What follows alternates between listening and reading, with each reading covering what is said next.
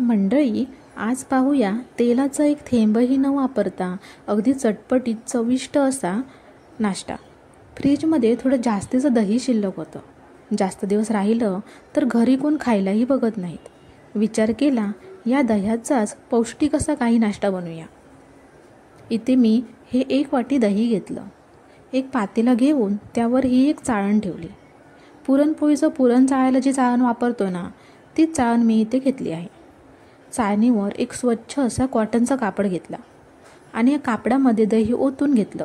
वाटीला लागलेलं दहीही असं चमच्याने काढून घेतलं। आता या कापडाचे 4ही कोण एकत्र आणून गाठ बांधायची। चाळणीतून पाणी खाली पातेल्यात पडते पहा, आणि कापडामध्ये दही राहते। अशी ही गाठ बांधून ही चाळणीवर 4 ते 5 तास अशीच ठेवून द्यायची, म्हणजे दह्यातील सगळं पाणी आपोआपच निघून जाईल। तुम्ही पाहू शकता पातेल्यामध्ये किती पाणी गोळा झालंय।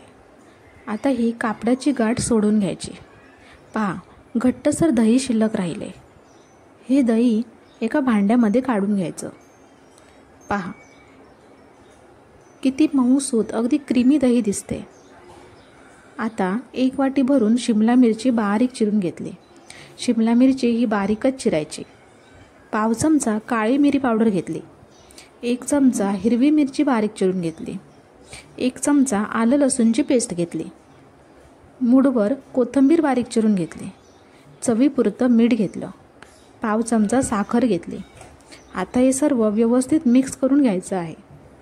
मंडळी, तुम्ही अजूनही आपल्या चॅनलला सबस्क्राईब केलं नसेल तर पटकन सबस्क्राईब करून आपल्या चॅनलला सपोर्ट करा, आणि व्हिडिओ आवडला तर एक व्हिडिओला लाईक, तुमचे नातेवाईक मित्रमैत्रिणींना शेअर आणि एक गोडशी कमेंट नक्की करा।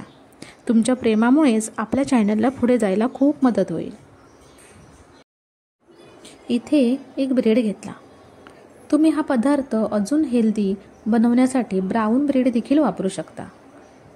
तुम्हाला जर नको असतील तर त्या ब्रेडच्या कडात काढून घेतल्या तरीही चालतील। मी हे ब्रेड असेच वापरते। या ब्रेडवरती हे दह्याचं बॅटर असं पसरवून घ्यायचं आणि वरती दुसरा ब्रेड ठेवायचा।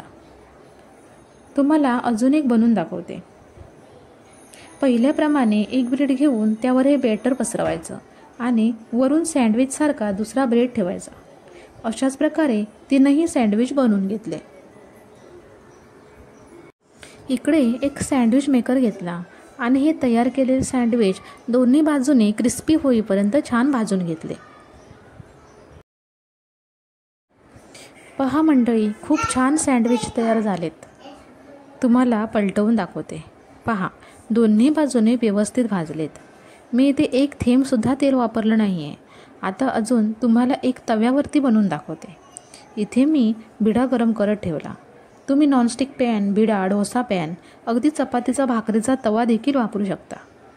बिडा गरम झाल्यावर हे सँडविच दोन्ही बाजूने व्यवस्थित भाजून घ्यायचे।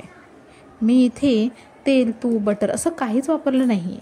तुम्हाला पाहिजे असेल तर तुम्ही तेल, तूप असं तुमच्या आवडीप्रमाणे वापरू शकता। आता हे सँडविच एका प्लेटमध्ये काढून घेऊया। हे सँडविच दिसत जरी साधे सिंपल असले ना, तरी चवीला अप्रतिम लागतात। एकदा करून पाहाल तर प्रेमात पडाल। आजची रेसिपी तुम्हाला कशी वाटली? पुन्हा भेटू अशीच एक छान रेसिपी घेऊन। तोपर्यंत बाय बाय।